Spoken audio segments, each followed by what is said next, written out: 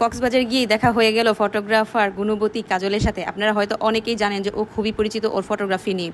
তো কক্সবাজার গিয়ে আমি বের হয়ে গিয়েছিলাম মেরিন ড্রাইভ রোডে বাইক নিয়ে ঘোরাঘুরি করতে। তো আমি ভাবতে পারিনি যে ওর সাথে দেখা হয়ে যাবে। তখন যখন যাচ্ছিলাম দেখতেছি একটা ছোট মেয়ে, পিচ্ছি মেয়ে ফটোগ্রাফি করতেছে।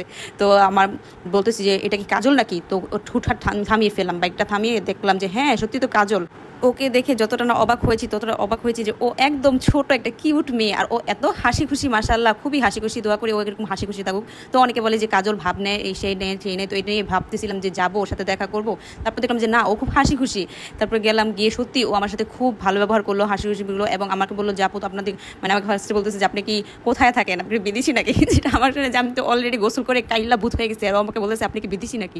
তারপর বললাম যে দেখা হয়ে গেল, তুমি আমাকে একটা ভিডিও করে দাও। ও বললো কেন শুধু ভিডিও করে দিব? অবশ্যই আপনাকে ছবিও তুলে দিব। তারপরে ও খুবই মাশাআল্লাহ খুব সুন্দর সুন্দর আমার অনেকগুলো ছবি তুলে দিচ্ছে। আর এই ভিডিওটা দেখেন কি মাশাআল্লাহ কত কিউট। মানে কিছু কিছু মানুষ ভাইরাল হয় হুদাই, আর কিছু কিছু মানুষ ভাইরাল হয় তাদের গুণের কারণে। আর তার মধ্যে কাজল একটা এত ছোট মেয়ে, আর ওরা ক্যামেরার এত সেটিংস জানে। আমি দেখে আমি অবাক যে পিচ্ছি পিচ্ছি ছেলেগুলা মেয়েগুলা এত সেটিংস কিভাবে জানে, যে আমাদের হাতে ফোন থাকতে আমরা জানি না। তো দেখতে যেমন মাশাআল্লাহ কিউট, ওর ব্যবহারও ছিল মাশাআল্লাহ মাশাআল্লাহ।